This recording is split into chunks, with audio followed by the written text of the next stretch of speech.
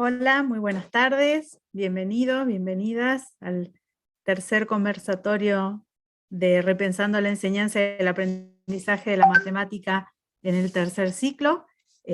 Esperamos que este último espacio de encuentro compartido sea provechoso y que sirva para volver sobre algunas cuestiones de las que fuimos trabajando a lo largo de los encuentros anteriores y a su vez para pensar lo que sigue. Le damos nuevamente la bienvenida, los profes que hemos compartido con ustedes los conversatorios anteriores, así que la idea es comenzar hoy haciendo un repaso breve primero de lo que fuimos justamente abordando en los encuentros pasados. A ver si lo podemos ver ahí.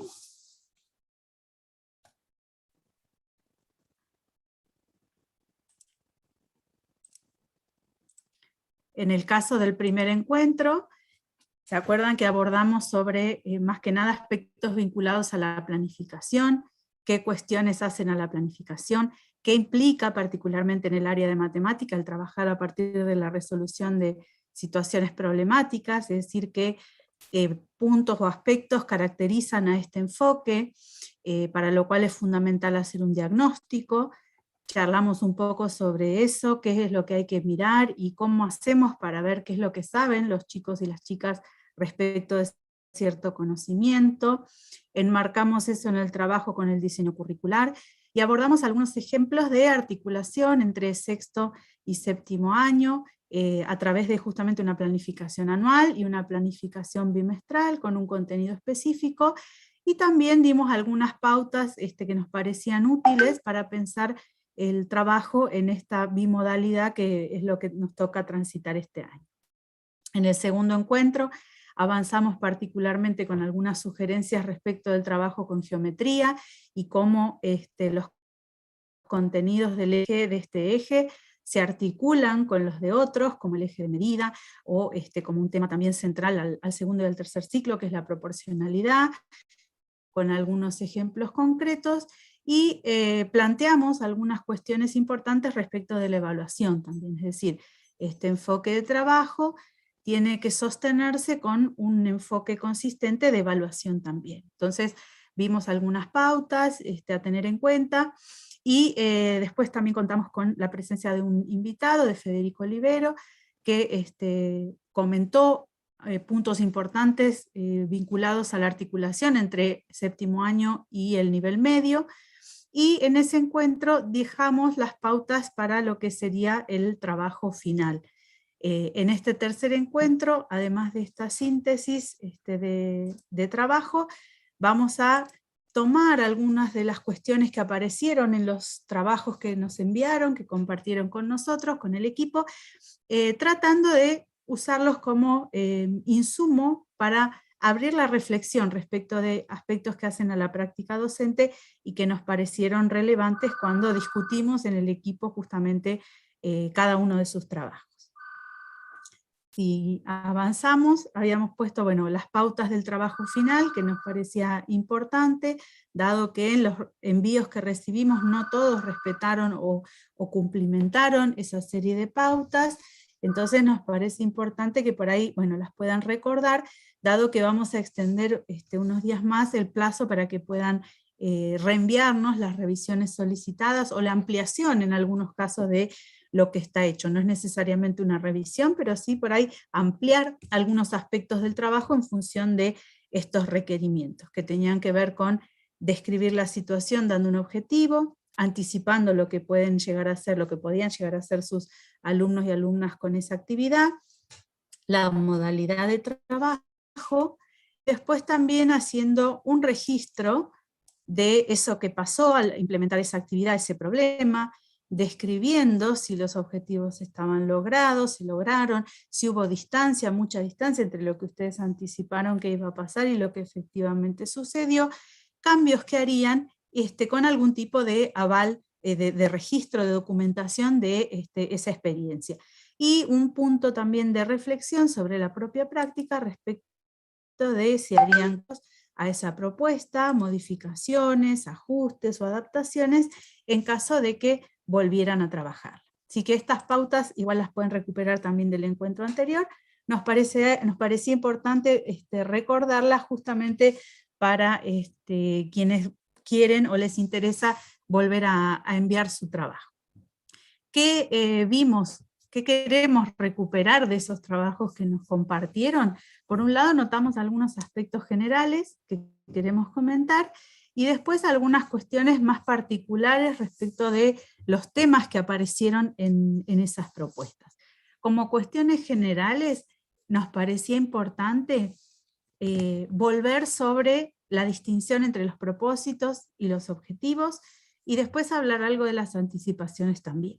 En este sentido, enmarcados en la propuesta curricular, expresada tanto en el diseño curricular como en desarrollo curricular provincial que hay sobre la planificación, es importante que los propósitos sean coherentes o concuerden con justamente el enfoque y la línea que sostiene el diseño, pero también con la realidad particular de su grupo de alumnos y de alumnas. Y lo importante de los propósitos es que expresen la intención de la enseñanza, es decir, ustedes como docentes, qué es lo que quieren o esperan o aspiran a lograr con esa clase o con ese problema o con esa secuencia. Por eso los propósitos también tienen que atender no solo al contenido, a lo conceptual, sino también a cuestiones de procedimientos y de actitudes vinculados al quehacer matemático. Los objetivos, en cambio, se formulan en términos más de lo que los alumnos o las alumnas tienen que poder hacer, saber, conocer, ser también. Es decir, por un lado encierran como una conducta, algo observable, en relación a ese contenido que es el que se va a trabajar. En relación a los objetivos, ¿por qué es importante poder expresarlos también con claridad? Porque cuando uno comunica o expresa ese objetivo, también puede pensar las anticipaciones, es decir, resolver las actividades o el problema previamente, y en función de eso tratar de ponerse en el lugar de sus alumnos y sus alumnas, y tratar de pensar con el conocimiento propio y el que tiene de su grupo, qué es lo que podrían llegar a hacer, qué dificultades podrían llegar a surgir, qué posibilidades, qué errores podrían llegar a cometer los alumnos y las alumnas al resolver ese problema. ¿Y por qué es importante la anticipación? Porque es esencial para poder prever modos de intervención, es decir, cómo en el momento mismo del desarrollo de esa clase o de esa actividad podemos intervenir para facilitar la resolución, para clarificar algo que puede surgir y no estar del todo claro, para ayudar a avanzar frente a algún obstáculo que se presente, sea por el enunciado, sea por el contenido, sea por la estrategia de resolución que los niños o las niñas eligen. Entonces es súper importante que las anticipaciones, este trabajo anticipatorio, sea parte de la práctica habitual del docente, de los docentes cuando planificamos. Entonces, como cuestiones generales, nos parecía fundamental recuperar estas ideas. Después lo que vimos fueron algunas cuestiones más vinculadas a temas particulares que aparecieron en uno o más trabajos. Perdón, me estaba olvidando algo también general que vimos, es en el marco del enfoque curricular, que es de aprender a resolviendo problemas a través de la resolución de problemas, y que es repensar o poder cuestionarnos cada vez que elegimos una actividad para planificar, si realmente eso que estamos eligiendo constituye un problema.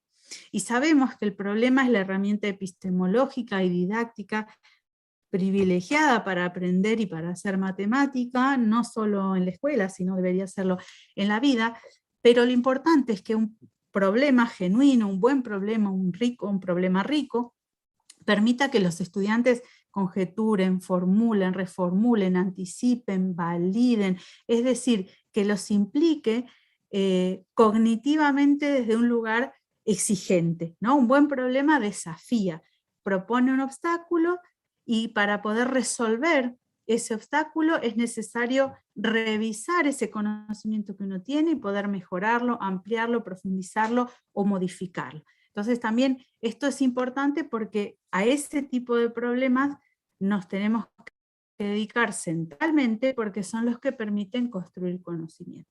Además tiene que haber problemas de aplicación, ¿no? Problemas de práctica o para transferir algún tipo de conocimiento aprendido para aplicar, pero los problemas que realmente ayudan a construir los conocimientos son este tipo de problemas. Por eso es importante hacer el ejercicio de volver a preguntarse cada vez que uno elige una actividad si realmente para ese grupo constituye un buen problema. Entonces ahora sí vamos a ver las cuestiones más específicas. Identificamos por los temas de las propuestas que nos compartieron, que son temas bastante recurrentes, las fracciones, algún recorte dentro del eje de la geometría, y la potenciación y la radicación. Entonces vamos ahora a ir turnándonos para comentar algunas cuestiones al respecto. Con respecto a las fracciones, que es un tema central, vemos que en el diseño curricular aparece desde el primer ciclo. Sin embargo, aparece vinculado a la medida, cuestiones de parte todo, o de situaciones de reparto sencillas, y alguna expresión decimal también vinculada al uso social que tienen los números. En segundo ciclo, ya se torna un objeto de trabajo con mayor presencia en el ciclo, y de hecho se tendría que complementar su trabajo con otros usos de las fracciones, no solo el parte todo que ven en el primer ciclo, sino también avanzar en la fracción como el número que sirve para expresar un cociente, la fracción como operador, la fracción vinculada al porcentaje, y los números también ampliando la relación con las expresiones decimales. En el tercer ciclo, si nos fijamos, el diseño curricular ya no habla de fracciones y de expresiones decimales y porcentajes, sino que ya habla de que los chicos y las chicas puedan tener una idea de los números racionales positivos, es decir, ya de un conjunto numérico que tiene propiedades que lo caracterizan y que a su vez lo distinguen de otros conjuntos numéricos. Y en esa mirada de número racional positivo, las fracciones, los decimales, los porcentajes son distintas formas de representar un mismo número. Entonces llegar a un tercer ciclo, a esa idea, supone el apoyo en los trabajos de los ciclos anteriores, ¿no? Incluso, según el diseño, los chicos deberían poder tener alguna idea de que existen otros números, además de estos racionales, que justamente son los irracionales. Nos parece interesante o importante siempre volver al marco del diseño curricular, porque es un poco que nos orienta, ¿no? en las propuestas después que tenemos que buscar, y sobre todo tener el objetivo de hacia dónde ir lográndolo. Entonces, hay una graduación, y en el tercer ciclo tendríamos que poder trabajar haciendo una síntesis de todo eso, ayudando a que los chicos elaboren la idea de número racional positivo. ¿Qué otras cosas señala el diseño que es importante tener en cuenta? Por otro lado, además de la progresión está en los contenidos, el hecho de no trabajar con denominadores muy complicados, ni muy grandes, ni con expresiones decimales con demasiadas cifras, porque el énfasis no está tanto en el cálculo en sí mismo, en simplificar o amplificar esas fracciones y demás, sino que está más puesto en las relaciones que se pueden establecer entre las distintas representaciones de los números racionales, pero también las distintas relaciones entre las fracciones entre sí, usando fracciones como referente para poder pensar otras, incluso compararlas, o apelar a esas relaciones para resolver situaciones de cálculo con fracciones. Por eso los números decimales se entienden como otra forma de expresar las fracciones, en esta visión más integradora del número racional en su conjunto, a la que subyace la idea de la proporcionalidad directa también. Eso es importante de tener presente, ¿no? Por lo tanto, hay que promover la relación y el uso de estas distintas representaciones en relación al contexto en el que se están trabajando.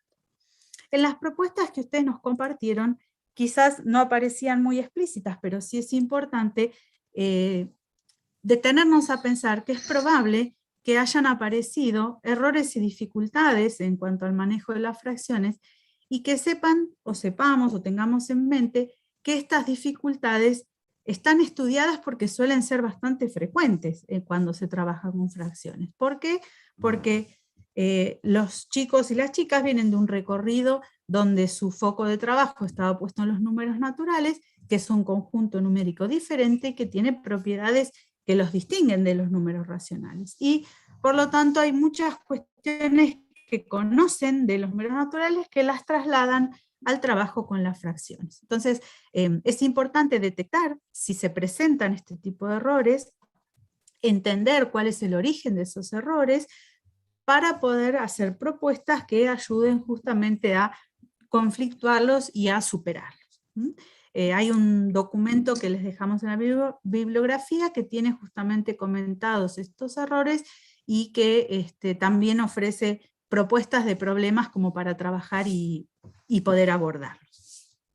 Entonces, teniendo en mente que probablemente estos errores son los que les hayan aparecido a ustedes al trabajar con fracciones, o los que les aparezcan a otros docentes también del ciclo, es importante pensar que una manera en que podemos evitar o colaborar a trabajar con estos errores para mejorar las comprensiones de las fracciones es a través de ampliar los significados o los usos que las fracciones pueden asumir en los problemas.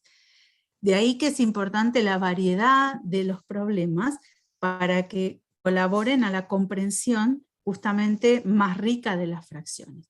Esos distintos usos o aspectos o significados de las fracciones, en el diseño ya vimos que están planteados con una cierta progresión, y abarcan toda esta multiplicidad de situaciones. Es decir, podemos plantear problemas donde la fracción sirve para mostrar una parte de un entero. Ese entero a su vez puede ser un entero discreto, un entero continuo. También hay que jugar con esas variables ahí para enriquecer esta comprensión de la fracción para mostrar la parte de un todo. Pero a su vez la fracción también nos sirve para indicar un punto en la recta numérica, para expresar una relación, sea entre dos conjuntos diferentes, o sea entre un conjunto y un subconjunto del mismo, y dentro de estas relaciones tenemos las relaciones particulares, las razones particulares como el porcentaje, la escala, la probabilidad, y es importante ofrecer a los chicos y las chicas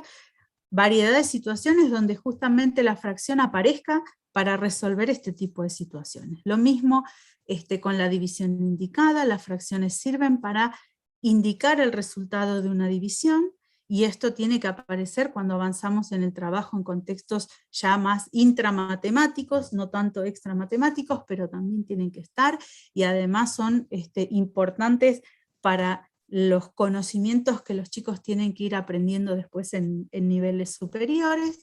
Las fracciones también sirven para mostrar situaciones, para resolver situaciones de reparto equitativo, y también sirven para operar sobre otra cantidad de alguna magnitud. Cuanto mayor sea la variedad de estas situaciones en las que hagamos jugar las fracciones, bueno, mejor y más rica será la comprensión que nuestros alumnos y alumnas pueden ir construyendo respecto de estas fracciones. En las propuestas que ustedes nos mandaron aparecían muchos juegos con las fracciones. Eso está buenísimo, hemos hablado del juego, del valor pedagógico que tiene el juego y de la riqueza que tiene, y nos parecía importante proponerles en este sentido, pensar que el material que elegimos para proponer para el juego puede condicionar también no solo las estrategias, sino justamente este conocimiento matemático que va en juego. En algún caso de los trabajos que nos enviaron aparecía este juego de la escoba del 1, que es a partir de círculos que representan distintas partes de distintas fracciones, están cortados en diferente cantidad de partes y con distintos colores. Cabe pensar, o es interesante pensar, qué pasa si usamos los mismos círculos, pero no distinguimos las piezas por color, ¿no? Parece una trivialidad, sin embargo, desde lo matemático, es interesante proponer usar piezas de un mismo color porque así entonces evitamos que por ahí los chicos se centren o se queden justamente muy ceñidos al color y no puedan pensar en la fracción. Cuando usamos todas piezas del mismo color, justamente el modo de distinguir una pieza de otra tiene que ver con su tamaño. Y para expresar el tamaño del círculo que representan, necesitamos la fracción. Entonces, si queremos promover un avance en eso, podemos recurrir a la variable de presentar las piezas con un mismo color. También los juegos, sabemos que es importante jugarlos y respetar ese momento, pero también después los podemos aprovechar para plantear partidas simuladas. ¿Podemos volver un minutito al anterior, por favor? Un segundito más. Gracias. Que implican volver a pensar en la situación del juego, pero sin necesidad de tener que jugarlo de nuevo, y después también poder desprenderse del contexto del juego y plantear situaciones que sean ya más puramente matemáticas, pero que se sostengan en aquello que se usó durante el juego. Este proceso de ir como descontextualizándonos del juego es importante, porque si no, los conocimientos a veces quedan muy ceñidos exclusivamente a la situación del juego. Y es importante hacer ese trabajo de matematización. ¿Para qué? Para que los chicos y las chicas justamente entiendan que los conocimientos que hay involucrados en el juego tienen un carácter más general, y así como lo usaron en el juego, sirven para usarse en otras situaciones. Lo mismo, ahora sí, por favor, pasa en otro juego que nos compartieron, que trabajaron en algún grupo, que tiene que ver con un bingo, y pensamos en esta como una especie de progresión, sería de posibles tableros de bingo, donde si analizamos un poquito, podemos ver a simple vista que el primer tablero tiene representaciones gráficas exclusivamente, con lo cual la complejidad de eso pasa por entender cuál es el entero, en cuántas partes está dividido y cuántas de esas partes se toman, mientras que si agregamos después una representación simbólica, numérica, como en el segundo caso, o combinamos después las representaciones entre gráficas, lingüísticas, numéricas y demás, vamos aumentando la complejidad de ese mismo repertorio de fracciones y de números y de relaciones que está en juego, y podemos ir enriqueciendo esa propuesta incorporando otras representaciones de los números hasta poder terminar jugando con un bingo puramente numérico. Esta progresión es interesante, o pensar que los juegos podemos ir variándolos en cuanto a su complejidad, porque permiten aprovechar un formato de juego que es conocido y volver a usarlo sin tener que estar dedicándole cada vez mucho tiempo a explicar nuevamente las reglas, a que los chicos se familiaricen con las reglas y el material y demás.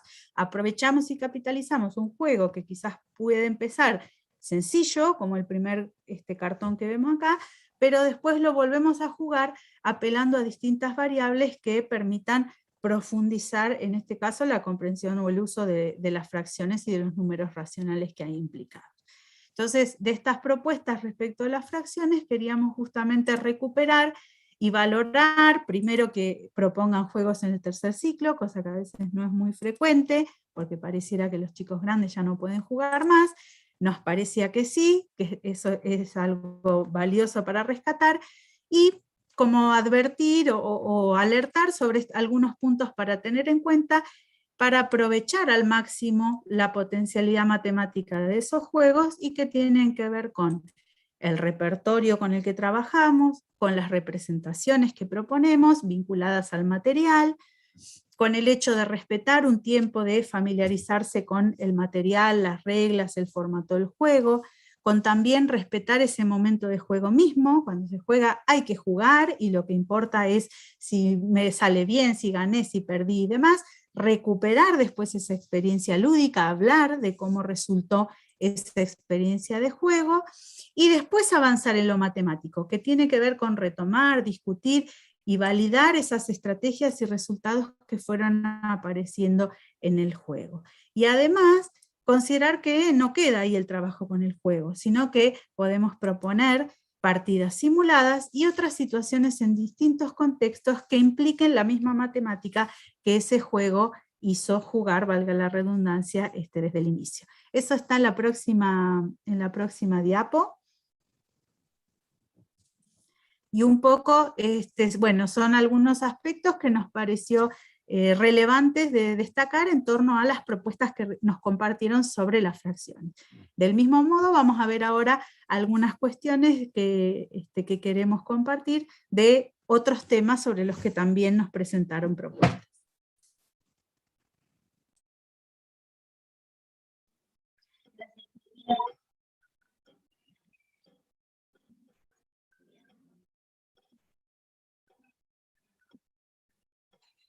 Bien, y continuando en la línea de análisis y reflexión sobre lo que han propuesto ustedes, ahora vamos a ver con respecto a la enseñanza de algunos contenidos geométricos a partir de proponer juegos, ¿sí?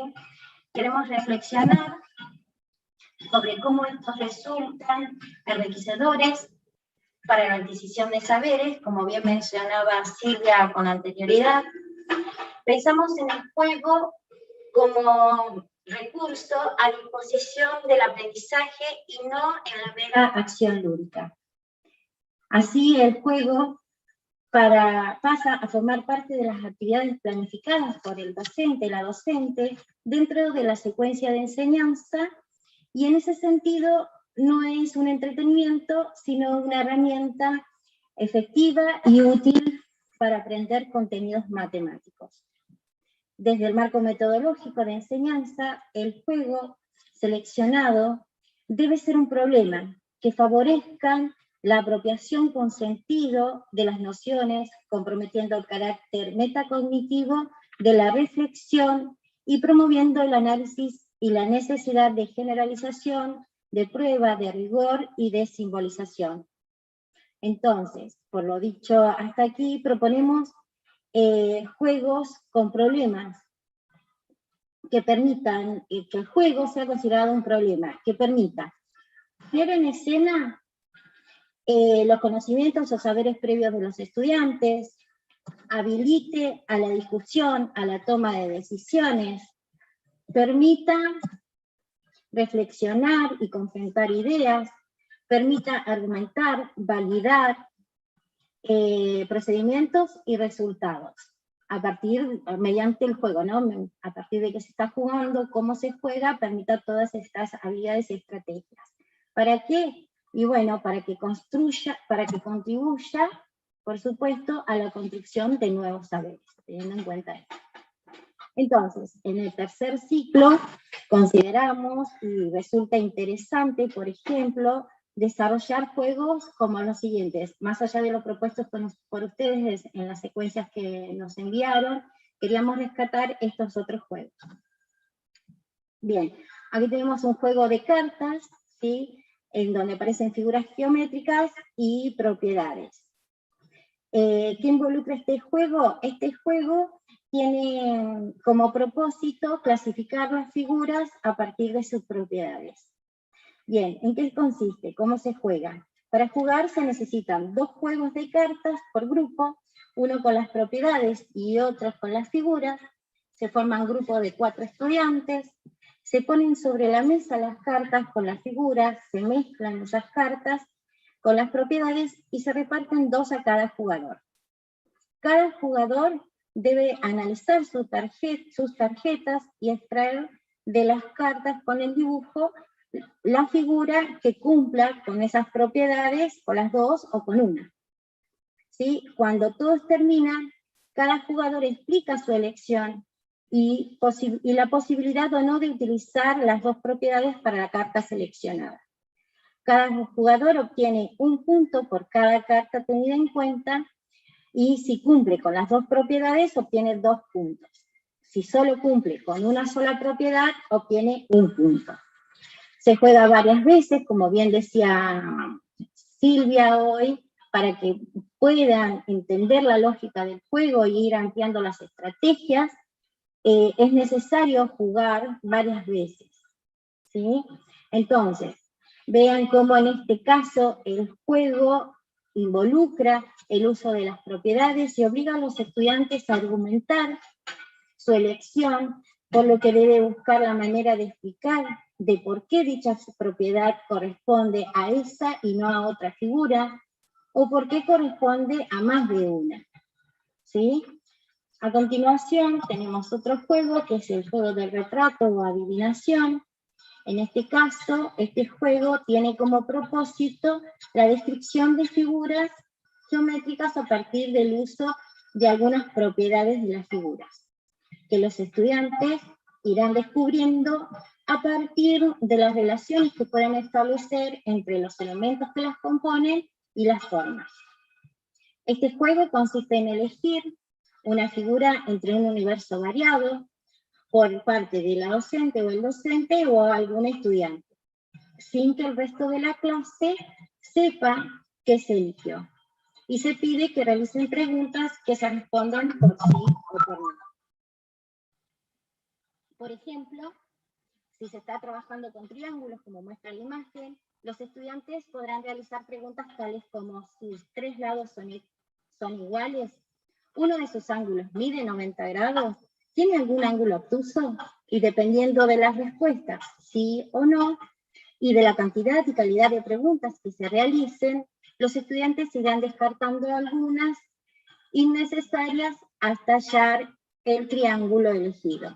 Y además de debatir entre ellos cuáles resultan necesarias y suficientes para hallar dicha figura. Vean cómo aquí resulta interesante ver cómo a partir de este juego los estudiantes empiezan a desarrollar y a hacer uso de un vocabulario geométrico más preciso que caracteriza a una única figura y no a otra. Y empiezan a hacer uso de algunas propiedades que definen esas figuras geométricas involucradas, ¿sí? Este juego también lo podemos desarrollar o se puede proponer para trabajar cualquier tipo de figuras, otras figuras e incluso cuerpos geométricos. Es importante tener entonces en cuenta que ningún juego, como habíamos dicho anteriormente, se juega una única vez. De ser así, impediríamos el progreso de los niños en el uso de estrategias mejores que las ya utilizadas y aprendidas.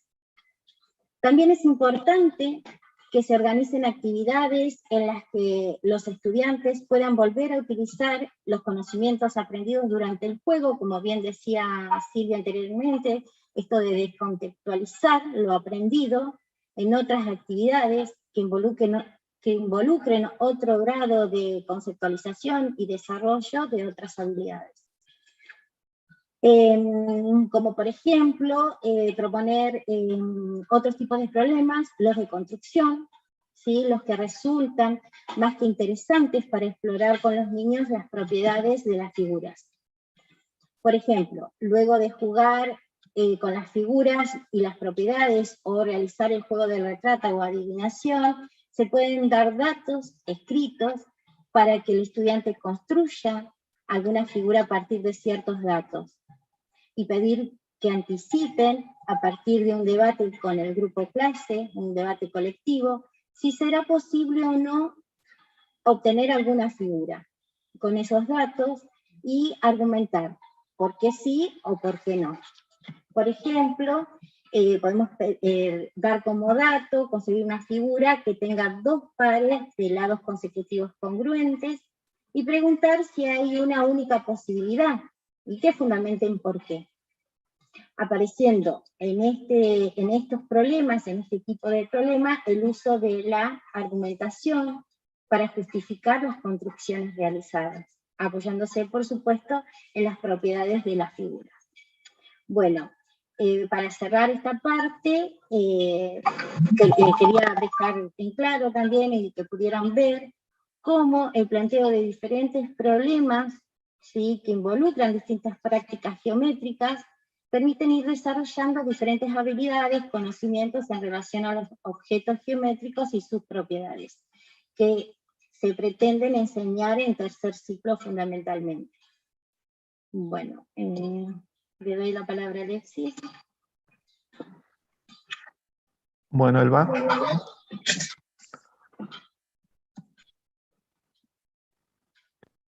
En este caso, continuando con lo que venía diciendo Elba y ampliando, tenemos que tener en cuenta que los estudiantes que finalizan la escuela primaria deben conocer distintos conceptos matemáticos de diferentes maneras durante su trayectoria escolar, y si no tuvieran la posibilidad de enfrentarse a problemas desafiantes a fin de no solo decir cuál contenido resuelve ese problema, sino también remediar los errores que aparecen en sus producciones, es muy probable que puedan tener dificultades para otorgarle sentido a estos conceptos. En el caso de la geometría, la resolución de los problemas geométricos se vincula en la aplicación de la proporcionalidad, en el caso del cálculo de perímetros, de áreas, en el caso de las figuras geométricas, o áreas y volúmenes de cuerpos geométricos cuando varía alguna de sus dimensiones lineales. Las situaciones planteadas deben basar en la construcción de figuras y de cuerpos geométricos de diferente tamaño, y formas para favorecer a partir de su uso como material didáctico y el aprendizaje de contenido relacionado con la proporcionalidad y la semejanza. También tenemos que tener en cuenta que muchas veces las actividades que se trabajan en primaria son recurrentes y a veces sin profundizar, entonces no se terminan profundizando los contenidos o abordando la complejidad de la geometría. Para que los alumnos puedan hacer propios esos conceptos geométricos, debe recurrir a ellos para resolver situaciones donde puedan utilizar sus conocimientos previos y donde el error es algo esperable y también un insumo para el aprendizaje, para luego reutilizarlo en situaciones nuevas donde se pongan en juego estos nuevos saberes. En este caso recurrimos a determinadas habilidades que deben desarrollarse durante la escuela primaria. Ahí podemos avanzar en la presentación, extraídas de un trabajo realizado por Brezan, Bojicic y Grego, donde habla de las habilidades visuales de construcción, comunicación, pensamiento y aplicación o transferencia. En el caso de las habilidades visuales, es la capacidad de producir un objeto visual a nivel mental, y cómo al representar lo mental mediante las formas visuales externas. Para el trabajo de las habilidades visuales, es necesario facilitar al estudiante una amplia variedad de estímulos visuales. En el caso del dibujo y la construcción, es la capacidad de interpretar conceptos o imágenes internas y representarlo a través de dibujos o esquemas. Se debe trabajar el dibujo de figuras y cuerpos geométricos y la construcción a partir de modelos o sobre base de datos. En cualquiera de los casos, evitando representación única o imprecisa de conceptos, las cuales normalmente conducen a errores. En el caso de la comunicación, hace referencia a la capacidad del estudiante de entender y comunicar en forma adecuada, utilizando un lenguaje geométrico. En este caso, la importancia del docente es que interprete ese vocabulario que tiene el alumno para poder ir ayudándolo a mejorarlo y darle mayor rigor a sus expresiones. En el caso del pensamiento, hace referencia a aprender a desarrollar argumentos, aprender a razonar. Entre ellas se encuentra la abstracción, la justificación, la argumentación, entre otras. Y las habilidades de pensamiento están estrechamente relacionadas con la creación y la experimentación, de las que no se puede separar. Y por último, las habilidades de aplicación o transferencia, es tratar de aplicar lo aprendido a otros contextos. El docente puede trabajar la transferencia aplicando diversas formas, mediante el uso de diferentes estrategias para la resolución de un mismo problema, y mediante la aplicación de un mismo contenido en diferentes contextos a través de la relación entre el mundo real y lo trabajado en el aula. Teniendo en cuenta todo esto antes dicho,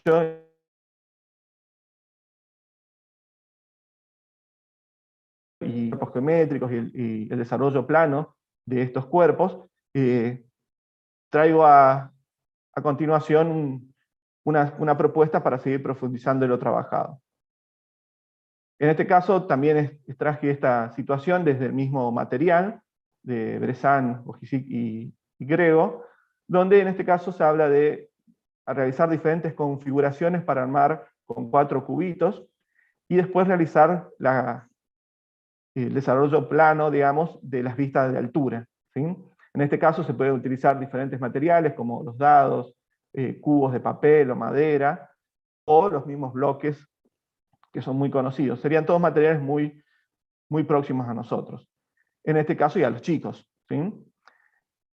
Que es lo principal. En este caso, lo que vamos a observar, puedes avanzar, en este caso ahí tenemos las vistas, las configuraciones y vistas superiores de algunas configuraciones, no de todas. En este caso, bueno, también utilicé en este caso, por ejemplo, se puede utilizar el GeoGebra también, si uno tiene manejo y lo puede utilizar en el aula. Pero bueno, acá tenemos las diferentes configuraciones con los cuatro cubos, donde tenemos las distintas vistas superiores. En algunos casos puede ser una sola vista superior, pero hay otros, de acuerdo a cómo nosotros hemos apoyado, los niños, perdón, hayan apoyado los cuerpos sobre la mesa, van a tener diferentes vistas superiores. Por ejemplo, el primero va a tener una sola vista superior, depende, siempre lo van a armar y van a tener una misma vista superior, mientras que el siguiente tiene esas dos vistas superiores que vemos a continuación, al lado, pero también si estaría tumbado esa L, veríamos otras vistas superiores, como también las otras configuraciones que están a continuación, ¿sí? Ahí tenemos las otras configuraciones donde podemos ver otras vistas superiores, y también es lo interesante acá es cuando no todos los niños van a tener las mismas, no van a construir de la misma forma las configuraciones, entonces pueden llegar a la discusión de que cuántas vistas puede tener un objeto, por qué tiene diferentes vistas, ¿sí? Reconocer estas relaciones, ¿sí? Y llevar desde lo tridimensional, ir hacia lo bidimensional, que es muy interesante para observar. Bueno, continuamos. Y continuando, y para seguir complejizando por ahí con la construcción y la observación y la argumentación, acá podemos trabajar, por ejemplo, la relación entre el área y el volumen, en este caso construyendo cubos que tengan 1 centímetro de arista, ¿sí? Entonces tenemos la ventaja de que cada cara va a tener 1 centímetro cuadrado y el volumen de cada cubo va a tener 1 centímetro cúbico, y eso nos va a permitir una ventaja didáctica para establecer relaciones entre las áreas y los volúmenes de cada una de las configuraciones. Ahí podemos continuar para ver algunos ejemplos. Tenemos algunas configuraciones donde todas van a tener obviamente el mismo volumen porque se utilizan los cubos, pero las áreas algunas áreas se van a modificar de acuerdo a la configuración que tengamos. O también podemos ver las áreas laterales, ¿sí? Y tenemos la ventaja de que cada una tiene, lo que había dicho anteriormente, de 1 centímetro cúbico cada uno de los cubitos, y 1 centímetro cuadrado cada una de las áreas laterales.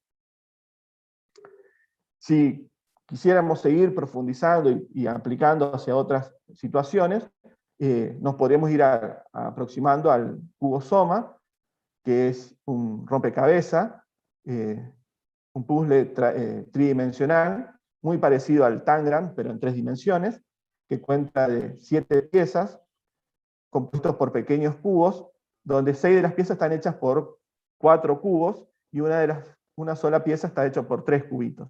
¿Sí? Ahí retomaríamos también mucho de lo que realizó anteriormente con las configuraciones, y trabajaríamos, por ejemplo, bueno, inicialmente podríamos armar cómo se armaría el cubo inicial que tengo, ¿sí?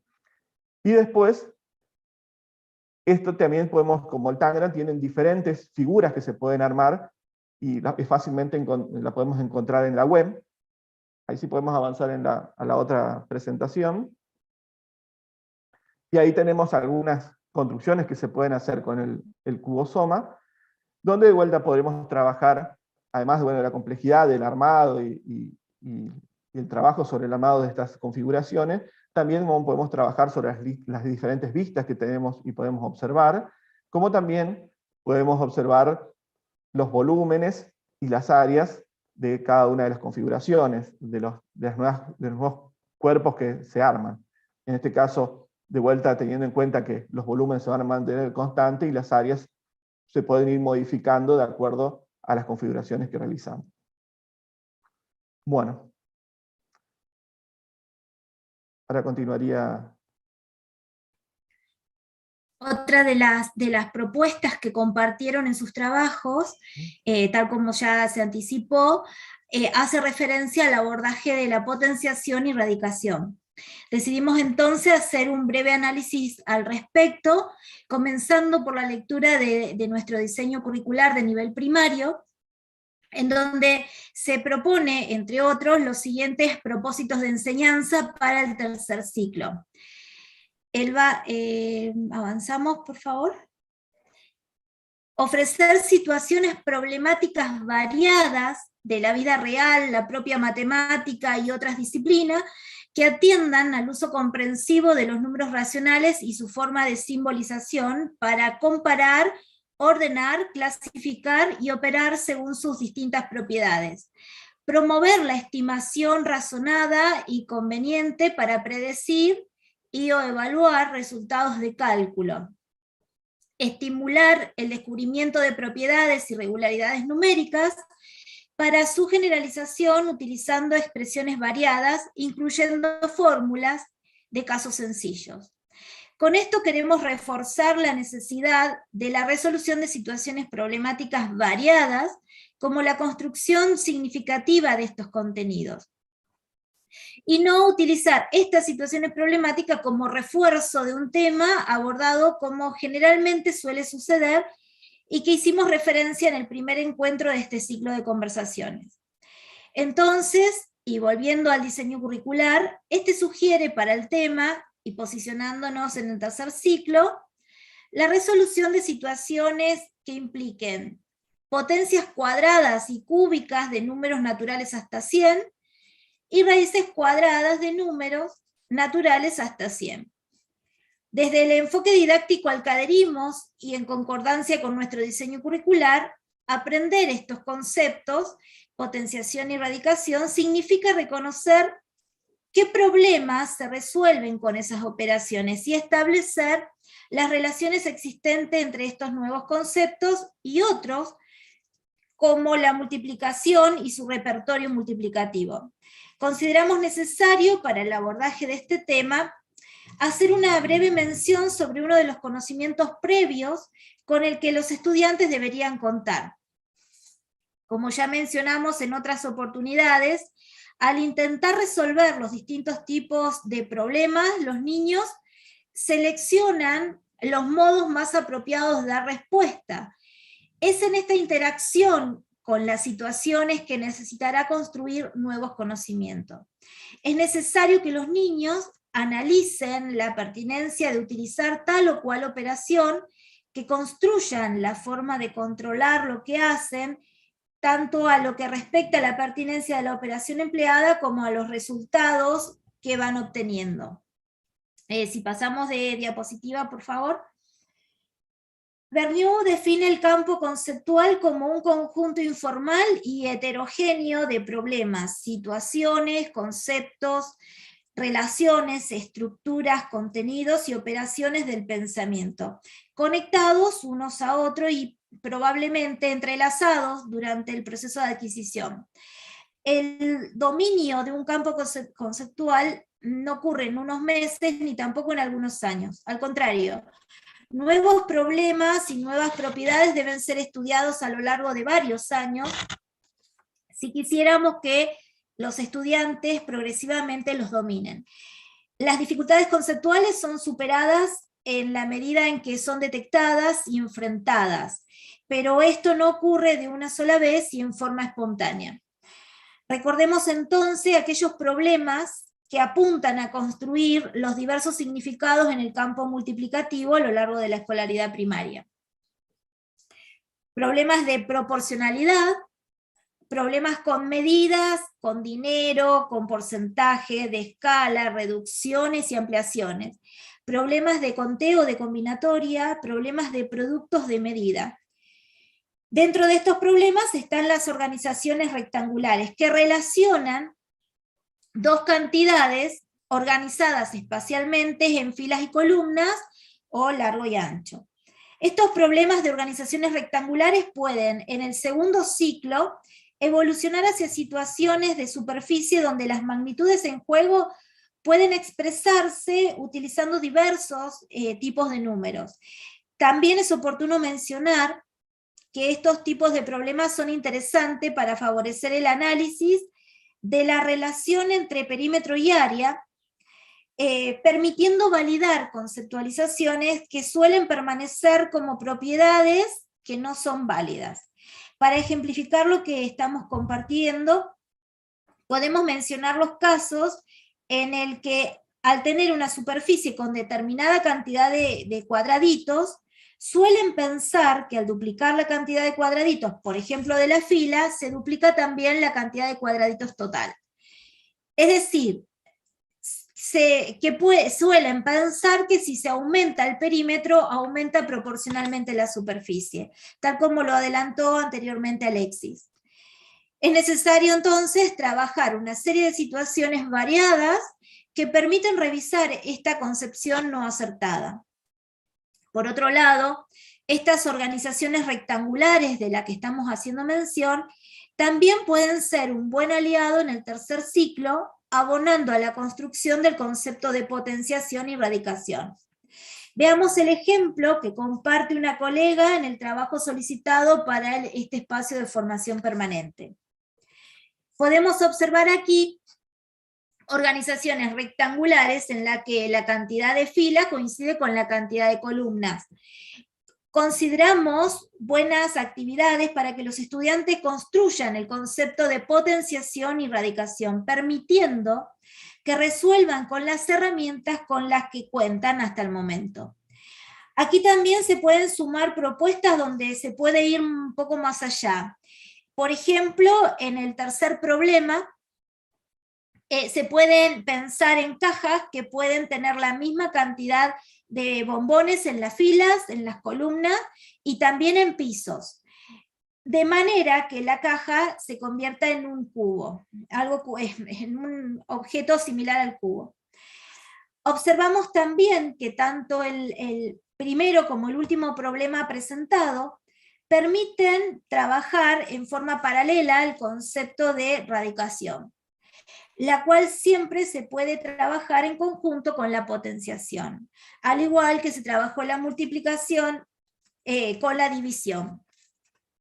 Si pasamos a la próxima, Elba, por favor. Otra situación problemática podría ser la que puedan leer en la pantalla. La misma cantidad de tornillos, de bolsitas, de cajas y de cajones que se guardan en un contenedor. Hacemos referencia a la potencia cuarta de base 10.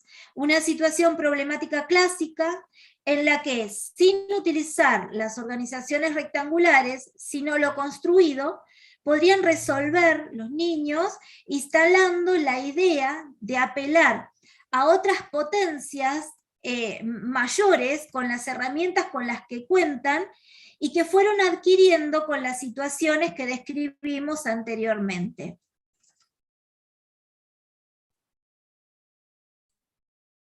En la próxima diapo. Bueno, continúo yo. Gracias, Norma. Otra situación interesante que pensamos compartir es la que están viendo ahora en pantalla, en donde conectamos a los niños con la idea sobre sus ancestros y cálculos que permiten ver en teoría, matemáticamente hablando por supuesto, que somos todos hijos de la humanidad. En este caso, bueno, este tipo de situaciones es importante pensar en el uso de la calculadora para estudiar el comportamiento de otras potencias de base 2. Si bien no son potencias cuadradas y cúbicas, permite ir más allá en ese planteo. La próxima diapo, Elba. Por otro lado, compartimos la necesidad de trabajar con problemas intramatemáticos, recuperando las propuestas de investigadores respecto de proponer diversidad de situaciones. En este caso, un ejemplo de números cuadrados, según los matemáticos pitagóricos. En este caso, trabajar con regularidades y patrones.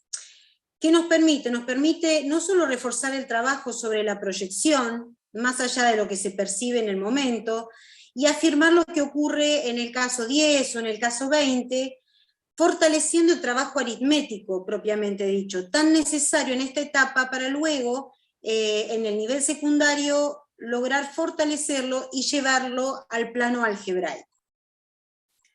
Otra de las diapos que proponemos es esta que vemos ahora a continuación. Podemos profundizar en ella las propiedades de estas operaciones, siempre anclando en las construcciones realizadas por los estudiantes previamente. En ella vemos un ejemplo de disposición de arreglo rectangular, que ya se supone que han trabajado cuando trabajaron situaciones problemáticas multiplicativas. En la primera situación se presenta una diversidad de cálculos posibles que los estudiantes deberán elegir, siendo fundamental la necesidad de los momentos de discusión, siempre, para que los estudiantes puedan validar el motivo de las elecciones y permitir socializaciones en cierres parciales. De esta manera, una vez más, podremos desde la aritmética conjeturar sobre las propiedades que se cumplen y las que no, que serán nuevamente analizadas desde la mirada algebraica en el nivel siguiente. Con respecto al problema siguiente, sucede algo similar, pero ya con radicación, recuperando lo expresado con anterioridad respecto al trabajo paralelo entre la potenciación y la radicación. Insistimos entonces en la conveniencia de ofrecer una diversidad de situaciones problemáticas, entendiendo que estas, y en concordancia con el diseño curricular, son aquellas que obligan al alumno a superar una dificultad por medio de un nuevo aprendizaje. Se trata de una simple transferencia, de una generalización, o de la construcción de un conocimiento totalmente nuevo, permitiendo de esta manera el avance sobre el dominio de un concepto, buscando que los estudiantes pongan en juego sus conocimientos como punto de partida.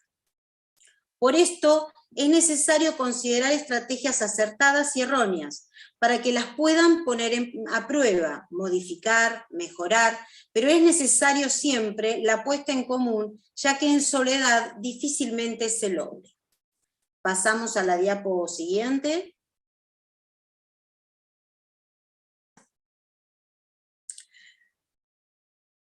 Elba. A través del recorrido de estos problemas surge la necesidad de generar una construcción de repertorio de cálculos que tienen que ver con la potenciación y la radicación específicamente. Apelamos entonces a la construcción de tablas de potencias cuadradas y cúbicas, no solo hasta el 10, sino más allá, por ejemplo, hasta el 20. Esta permitirán ser una herramienta de consulta constante para la resolución de nuevas y nutridas situaciones. Aconsejamos que esto quede en el aula para seguir utilizándolas, ya sea para las potencias como para la radicación. La próxima diapo, no queremos dejar pasar la oportunidad de hacer mención nuevamente al juego, que tanto ya hemos charlado mis colegas y yo, como una estrategia didáctica importante que recupere el concepto de potencia y de radicación. Por ejemplo, este bingo que vemos en la pantalla de potencias y raíces, recuperado del sitio Educación 3.0. Insistimos, como en todo juego, que no debemos olvidar la socialización grupal, de estrategias surgidas y adquiridas, luego de haberlo realizado, y las clases posteriores para recuperar dichas estrategias que se fueron usando. En este caso, las bolillas tendrán potencias cuadradas y cúbicas, y los estudiantes deberán tener las cuadrículas donde podrán marcar la potencia de quien ha sido nombrada y después poder recuperar si los cálculos fueron pertinentes o no. La próxima diapo muestra otras curiosidades de cálculo que pueden ser utilizadas para mirar otras regularidades en la construcción de ciertos números. En este caso, las potencias de 99, las potencias, bien digo, cuadradas y cúbicas del número 99. Es importante en este caso el uso fundamental de la calculadora para ayudarse, y el estimar cómo serán las próximas potencias cuadradas, cúbicas de estos números, trabajando otra vez con las regularidades que se logran observar. Volviendo a lo expresado anteriormente, el diseño curricular del nivel propone la resolución de situaciones problemáticas vinculadas al eje de medidas. Pasamos entonces a la próxima diapositiva. Estas implican la aplicación de estas operaciones al cálculo de áreas y volúmenes, fortaleciendo los conocimientos intramatemáticos que se van construyendo significativamente en estos casos. En matemática de séptimo y de primero, que está en pantalla, podemos contemplar o rescatamos dos problemas como los siguientes. Uno, que tiene un planteo que se hace referencia a las equivalencias, que muchas veces cuestan para los alumnos establecer, y la otra, un trabajo de proporcionalidad. En el primero, los estudiantes deberán apelar a la equivalencia entre centímetros y metros, para establecer que el cuadrado tiene 100 centímetros de lado, y por lo tanto se deberán considerar 100%, es decir, 10.000 cuadraditos de 1 centímetro cuadrado, para cubrirlo. En este punto, el docente podrá volver a portadores que apelen a la equivalencia de longitud y establecer que el metro cuadrado equivale a 10.000 centímetros cuadrados. Para resolver el otro problema, los estudiantes podrían apoyarse en las relaciones de dobles, triples, mitades, que aparecen entre los valores de la tabla. Se apunta a poner en relieve el carácter proporcional de la equivalencia entre centímetro cuadrado y metro cuadrado. Será interesante que el docente favorezca la búsqueda de la constante de proporcionalidad, de modo que el rol de esta cantidad pueda construirse en posibles referencias para los próximos problemas.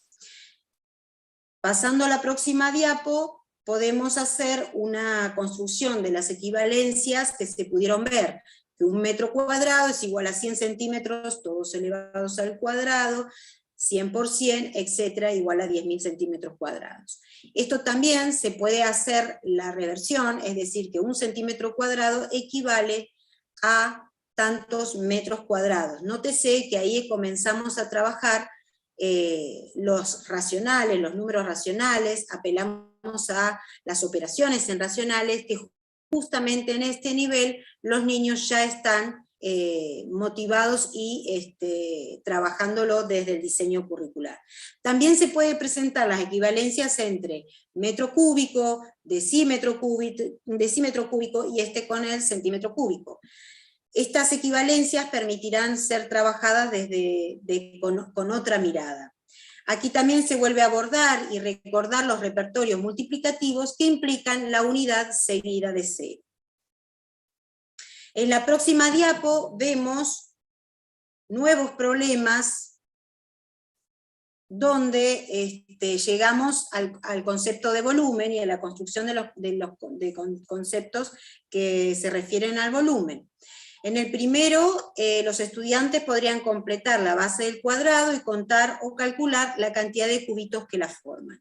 Luego deberán identificar que se necesita replicar 5 veces esa cara para llenar el cubo. Contenidos que ya fueron tomados y considerados también por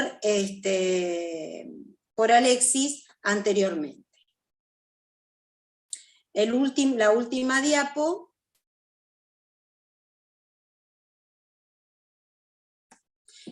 los estudiantes podrían reinvertir las estrategias que han utilizado en los problemas anteriores. Se trata de avanzar progresivamente hacia la idea de la multiplicación como recurso que permite conocer la cantidad de cubitos en un prisma.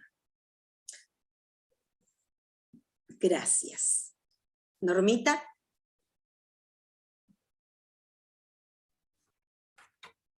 Entonces, y para hacer un breve recorrido de este trayecto y a modo de repaso, recuperando la descripción que hizo Silvia en un comienzo, recordemos que en el primer conversatorio nos detuvimos en la planificación y algunos aspectos necesarios para tener en cuenta, tales como el diagnóstico, metodología de enseñanza y las articulaciones, algunas de las articulaciones con los ejes de contenido.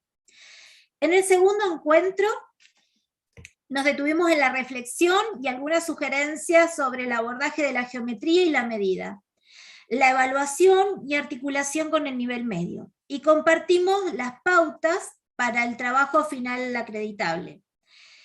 Las propuestas que enviaron en ese trabajo final las recuperamos e hicimos, para compartir en este tercer y último encuentro, un breve análisis para enriquecer sus trabajos. Para finalizar, compartimos la siguiente cita. Nuestro empeño está en crear las condiciones para que el aula se vuelva un taller de producción intelectual. Decimos taller porque allí se construyen ideas sólidas y se construye con trabajo. El conocimiento es resultado de un proceso que necesita de la acción, de la reflexión colectiva sobre la acción y también de conceptualizaciones que reúnan esos momentos previos. Estas palabras de Horacio Cárdenas resumen nuestra posición y cierra este ciclo de conversatorios con la posibilidad de abrir nuevas vías de comunicación e intercambio. Compartimos ahora la bibliografía utilizada para este último encuentro, mientras agradecemos a todas y a todos por el acompañamiento en estos encuentros de conversaciones que tuvimos. Muchas gracias.